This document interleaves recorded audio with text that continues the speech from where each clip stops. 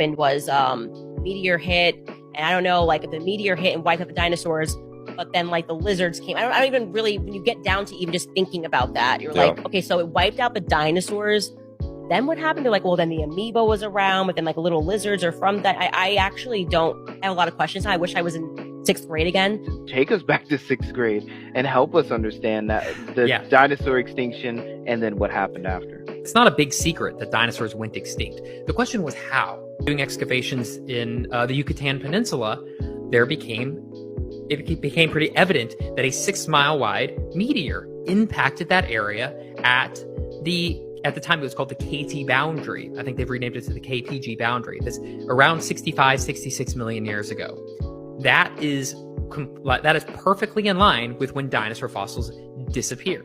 Now you can go there and see the effects of this meteor impact. You can swim through the cave system that it left.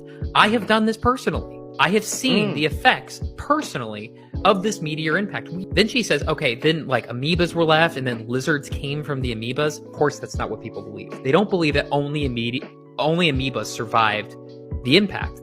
Lizards pre-existed the dinosaurs, and they obviously still exist today. They survived. The idea is that they survived the meteor impact because lizards are so small.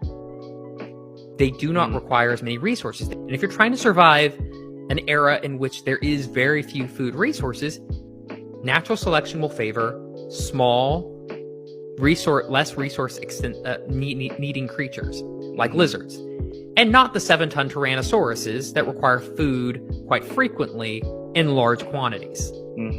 That is why dinosaurs went extinct. There was an ecosystem collapse, and that affected larger creatures first.